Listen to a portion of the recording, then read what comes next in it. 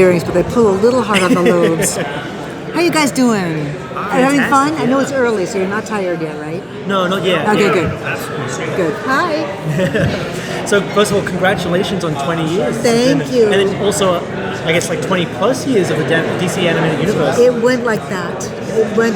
I can't believe it's been 20 years. Yeah, really. I mean, me neither. I grew up with these like TV shows, so it's kind of surreal. I remember watching a behind-the-scenes like documentary of Batman the Animated Series, where you sort of talked about your process, like how you picked the actors, because you have this like incredible ear for it. And so I guess going back to that, because that's something that's been fascinating me for years.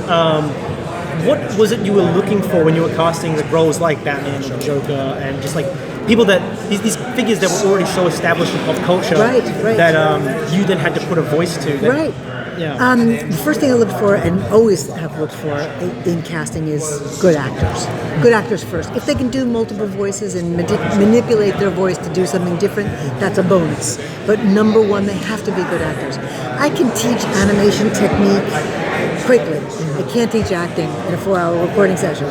So that was always the first thing I was looking for. I was also looking for people who were willing to take a risk to almost like, this is going to sound so weird, but to make an ass of themselves. Because you think about the Joker and how broad that had to go for Mark. He had to really take it over the top. And I always prefer it when an actor goes too far and lets me pull them back rather than saying, more, I need more, go farther. It's broader. And think about how we make cartoons. We do the voices first, and then that goes off to animation.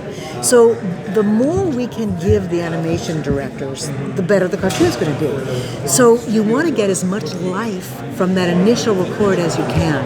And sometimes that means more energy than actors are typically used to. You think of an on-camera actor, and they work very small because the camera picks up so much. So you have to think about being on stage, and that's more like the energy that we use in animation. It's a little bit broader, it's speaking to the last row, it's a little bit bigger. And I found that actors who had experience doing stage work often segued into animation voice acting better. So it was looking for people who were willing to make fools of themselves, if that was what was required, and who were also willing to trust me. I always made a commitment to every actor who ever worked for me that I would never let their voice go out sounding bad. I told them I'll keep you after the session and work with you longer, and if need be, I will recast, because I don't want you to be embarrassed about the work that goes out there. Why would you do that to an actor? That's just crushing talent. And so I would ask them to trust me and know that I will get the best possible performance out of you I can. And I think people responded to that. They liked the idea that I was on their side. I wasn't out there to have them look foolish or sound foolish or feel foolish. I was there to get the best performance that we could all feel good. Well, it sounds like that trust paid off, because you've done remarkable work with them.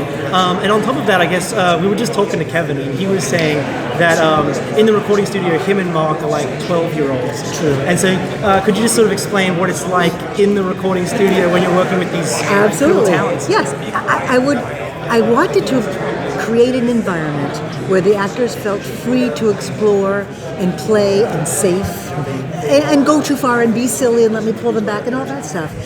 But the challenge always was not to let them go too far, because they would take over. So I had guys, come back. We have only like 45 minutes left, and we still have 5 pages of script. So come back and focus, and we'll get it done, and then we can play some more afterwards. So that was always the kind of a challenge, is creating that lovely environment, but not letting the kids, take over the asylum.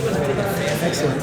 Is there anybody with such a distinguished careers or to Hollywood and voice actors? Anybody that you didn't get to cast that you wish you got to cast? Do you know who I wanted to work with? Christopher Lee. And he passed away before I could get him. And it wasn't that he said no to me, because I did make him some offers. It's just we could never work the schedule out. And I thought he would have been an awesome Ra's al Ghul. I thought he would have been a beautiful voice for that. And but David Warner was stunning, just really terrific. So I was glad to have David. But that was one actor that got away.